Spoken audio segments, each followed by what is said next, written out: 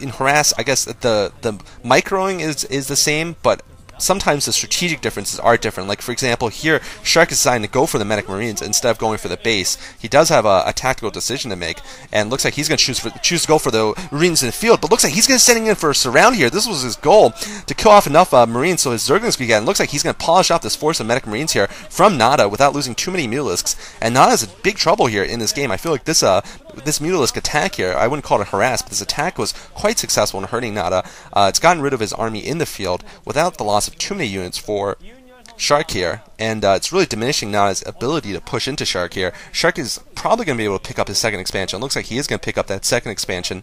That expansion is a little difficult to hold initially, but looks like Shark's actually going straight to Queen's Nest here, and he's going to go straight to Hive, I believe. But he does have a Hydra's Den. I just saw that, so he probably is going to get some lurkers in the meanwhile also. But looks like Nada's going to go right up this ramp here. This is what I was saying. It's quite difficult to hold this expansion. Looks like Nada getting attacked by those Mulisks, though. It will be about Mulisk controlling here. How many Mulisk Shark has and how well he can micro this. And looks like Shark trying to come in and pick off these Marines one by one. He's doing a good job of picking up Marines here. Only about 6 Marines left here for Nada. And Nada might not be able to take off this hatchery without losing all of his Marines first. Nada desperately trying to hold on here. But looks like that one Firebat's being quite heroic there. I call him a Firebat hero. But no, looks like it's not going to be enough. It looks like Zerglings are coming up here on the hill. It looks like this Firebat's not in a great position here. But looks like he's going to manage to pick off all the Zerglings, but just the Firebat remaining. And the Mulisks will pick off this Firebat. The Firebat has done a lot of damage though, so good work by the Firebat, but unfortunately the hatchery stays alive there for Shark, and Nada actually I'd say is pretty much on the back foot so far this game. He's not managed to do any damage to Shark so far. Shark, of course, hasn't done too much damage to Nada's economy with the Mulisks, but he has got that Zergling attack in early on in the game, and that was quite good of a move there. That's Savior-esque, if I may call it. So this game, his Mulisk harass has been significantly better than it was in his first game against Goodfriend, where it was just quite poor. And it looks like he's going to go for another mutilating attack here. Not switching tech, but this time he's running into a bunch of Marines here, and that's not the way to deal with it. Looks like Nada takes care of that group of Zerglings easily. And Nada might be deciding to move out here with those stemmed Marines. Perhaps deciding to push once again into this natural expansion here. That's difficult to hold. The upper natural expansion at the 3 o'clock. Hive going up now for Shark. And so far we haven't seen a single lurker for him. Lurkers would be quite good on that ramp, but looks like he's just built that Hydra Stone. Now the lurker egg is forming, but he's going to get there way before the lurker egg is out. Looks like Nada is going to be able to pick off this hatchery, I think.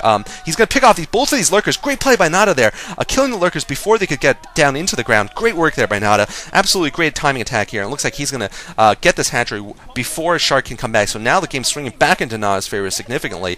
I thought Shark would have been wise to get those lurkers as Savior would right after his Mulisk come out, but he was too late in getting those lurkers out. And even though he managed to kill one group of Medic Marines, he really lost a number of Mulisks, and it doesn't really matter if he picks off this group now. He will pick off this group of Medic Marines, but the damage has been done. Nada has denied the third base, the second expansion, and really that's what Terran vs. Zerg is about at this period. Terran denying Zerg those additional expansions. Greater Spire going up though for Shark, so he's going to be going for Guardians. This is a tactic we see more and more rarely used nowadays. It's just rarer and rarer to see players going for Guardians, but looks like we are going to see Guardians here from Shark, not taking the standard Defiler Lurker Lane combination, and he's going to go Guardians. I don't think he's going to have the gas to do it though. He's working off of 2 bases so far, and I don't think he has that many Mulisks left. And once Nada is aware of this, he'll just have to pump out some more Science Vessels and just irradiate the hell out of them. Defiler Den also going up for Shark. I don't know where Shark thinks he's going to get the gas from, though, to build all these high-tech units. I think this is a definite mistake here, going for too many things at once. just like when he went for the Hydra's Den, I felt like if he wanted to go for a Guardian Rush, he could have even skipped Lurkers and just gone straight for Mulisks and then go for Guardians. That's a risky plan also, but it's certainly better than doing a little bit of everything, which you just can't do as a Zerg player. You can't get the entire tech tree as a Zerg player unless you have the entire map, and in which case you're going to win the game anyway. It's not like Protoss where you can get a little bit of every unit. Zerg, you really can't, and it looks like now Nada is going to move out here with his large group of Medic Marines, and he's got tanks to back it up with, and I think he's going to get there before these Guardians come out. It's all going to be about, though, whether Nada has gotten a scan out in the main. With Nada scouting, I believe he has. So it's going to come down to whether Nada can face off these couple of Guardians, which are going to be morphing right next to his base here. And looks like Defiler is out, though. I'm not sure if it has consumed to be able to protect those 2 Lurkers at the front. Regardless, Nada will have tanks on the ridge here. So this this Dark Swarm won't last forever. It looks like now the attack coming into Nada's main here. It looks like 4 Guardians were morphed for Shark here, and they're gonna be able to pick off the tanks. I think that's what he's gonna try to do with these these Guardians here. And looks like now they're gonna come in and.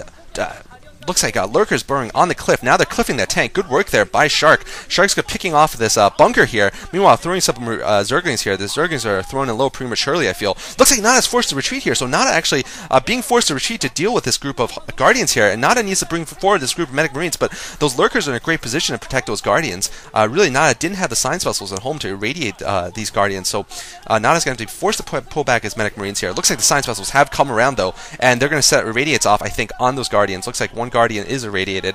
And Nada now chasing him back there with his Medic Marines. He's probably going to pick off all those Guardians here. None of the Guardians are going to survive, it looks like. And I think this is a good game here for Shark. Shark was unable to break the front door and deal a lot of damage. Now he's hugely behind. He's down to just 2 bases. And he still hasn't got his second natural expansion up. It's going to be GG for him once Nada goes south and takes out his front door. I think he shot his bolt there. It was an all-in move, and it didn't work out. I think it was just a poor decision-making there. I think Shark should have stayed with his Lurker and the Lurker-Defiler combination and just tried to get some more expansions up. Looks like he's continuing to move up here, but Nada's going to spot this, and he's going to catch all those units in transit. It looks like he's going to get a Irradiate off on that Defiler. Defiler puts down a Dark Swarm, though, and he's going to chase Nada's forces back a little bit, but that Dark Swarm's in the middle of the map, and Nada can just wait until it wears off, and really those Lurkers don't have a good position there anywhere, and this is going to be a good game for Shark, and you just saw that on the upper right. Nada just got 3 scans off simultaneously, just making sure that Shark doesn't have another expansion anywhere on the map, and Nada's going to pick off these last 2 Lurkers here. Nada perhaps a little surprised. I'd be surprised if I were Nada to see that there were no more expansions up for the Zerg player.